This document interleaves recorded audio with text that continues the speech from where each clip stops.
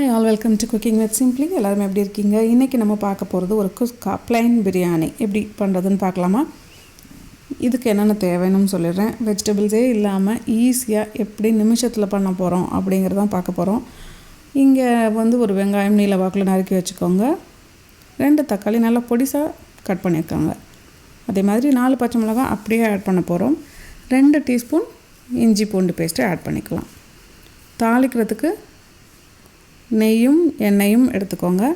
அதில் என்னென்ன பொருள்லாம் நம்ம ஆட் பண்ண போகிறோன்னா 4 லவங்கம், 1 பிரிஞ்சி இலை, 1 பட்டை, 2 ஏலக்காய், 1/2 டீஸ்பூன் சீரகம், 1 ஸ்டார் ஆனிஸ், அது மட்டும்தான் நமக்கு தேவை. அன்னாசிப்பூ, அவ்வளோதான்.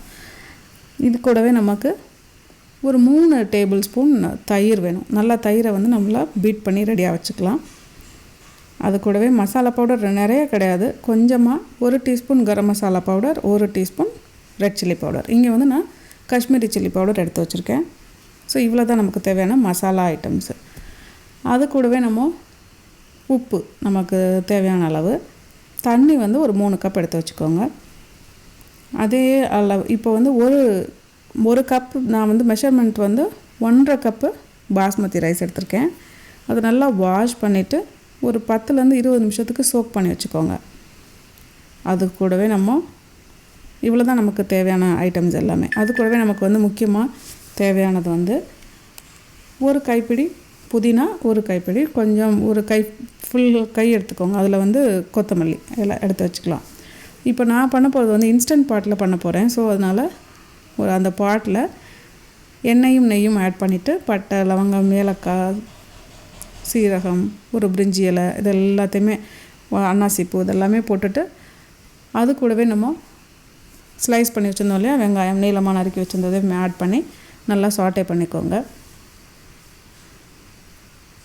அது நல்லா ஃப்ரை பண்ணிவிட்டு அது நல்லா குக் ஆகும்போது 4 பச்சை மிளகாயும் அப்படியே ஆட் பண்ணிடலாம். பச்சை மிளகாவை கீரி போடணும்னு அவசியம் இல்லை, ஏன்னா அது குழந்தைங்களுக்கு காரமாக இருக்குது அப்படின்னா பிடிக்காது. ஸோ அதனால் அப்படியே போட்டால் கூட போதும், அந்த ஃப்ளேவர் அப்படியே இறங்கிடும்.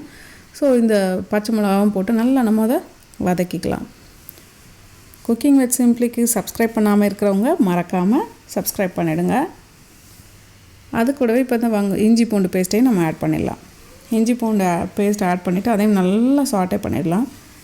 அதை சாட்டே பண்ணிவிட்டு அது நல்லா வதங்கட்டும், அந்த வெங்காயத்தோடு அதுவும் நல்லா மிக்ஸ் ஆகட்டும். ஸோ இந்த இன்ஸ்டன்ட் பாட் நீங்கள் உங்களோட எலக்ட்ரிக் குக்கர், என்ன குக்கர் நீங்கள் வச்சுருக்கீங்களோ அதில் நீங்கள் இதே ரெசிப்பியை ட்ரை பண்ணலாம். நம்ம எலக்ட்ரிக் குக்கர் வச்சுருக்கீங்க அப்படின்னா இந்த ரெசிபி ஈஸியாகவும் இருக்கும், செய்கிறதுக்கு நல்லாவும் இருக்கும்.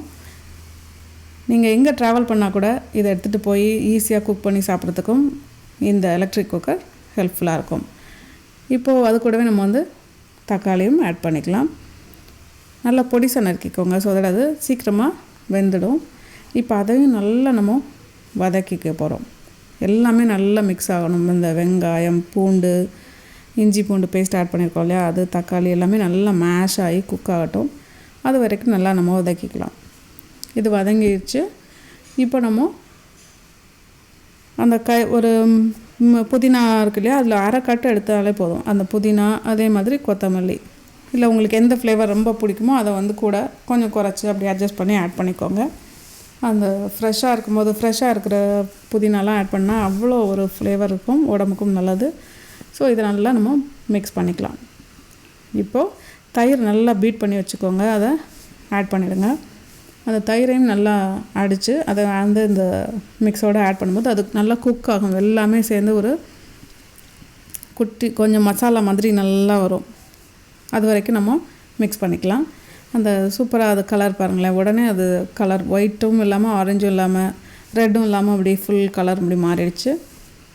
இப்போது நம்மளோட மசாலா பவுடர்ஸ், சில்லி பவுடர், கரம் மசாலா பவுடர் அதெல்லாமே ஆட் பண்ணுறோம். அதையும் மிக்ஸ் பண்ணிக்கலாம்.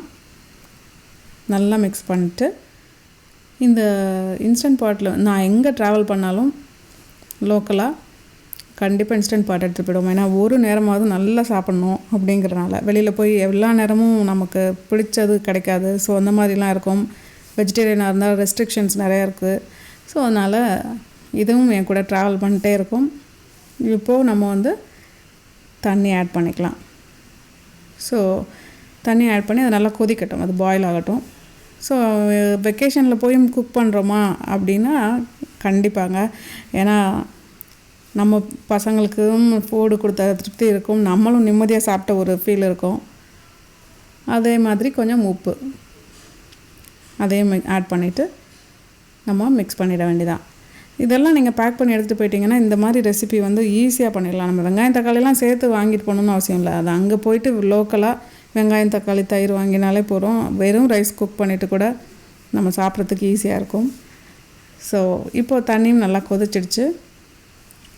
முன்னாடிலாம் என்றைக்குமே நம்ம வந்து எனக்கு தெரிஞ்சு எல்லாருமே எங்கள் வீட்டிலலாம் எனக்கு தெரிஞ்சு எப்போதுமே பேக் பண்ணி தான் எடுத்துகிட்டு போவாங்க. ஏன்னா வெளியில் போய் சாப்பிட்றது அவ்வளோ இன்ட்ரெஸ்ட் இல்லைங்கிறதுனால.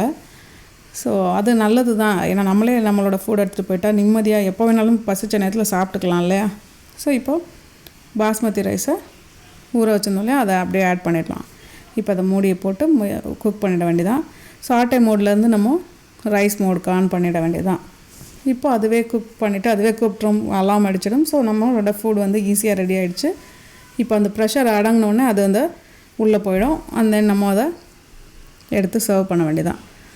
ப்ரெஷரும் அடங்கியாச்சு. இப்போ அதை ஓப்பன் பண்ணிவிட்டு அந்த லிட்டை ஓப்பன் பண்ணி கடகடன்னு சாப்பிட வேண்டியதாங்க. ஒரு ரைத்தா மட்டும் வச்சுட்டு இது வந்து நீங்கள் ட்ராவல் பண்ணும்போது இந்த இன்ஸ்டன்ட் பாட் வந்து உங்களுக்கு ரொம்பவே ஹெல்ப்ஃபுல்லாக இருக்கும். நான் வந்து ஒவ்வொரு வாட்டியும் அந்த ரெசிப்பியை எழுதும்போதோ இல்லை சொல்லும்போதோ உங்களுக்கு கண்டிப்பாக சொல்கிறேன். நான் என்னெல்லாம் ட்ராவல் பண்ணும்போது எப்படி நாங்கள் ஃபுட்டெல்லாம் எடுத்துகிட்டு போகிறோம் என்ன அப்படிங்கிறத ஷேர் பண்ணுறேன். ஸோ அதில் ஒன் ஆஃப் த ரெசிபி தான் இந்த குஸ்கா ப்ளைன் பிரியாணி. நீங்களும் இதே மாதிரி செஞ்சு பார்த்து உங்களோட ஃபீட்பேக் அண்ட் கமெண்ட்ஸை கொடுங்க. தேங்க்யூ, பாய்.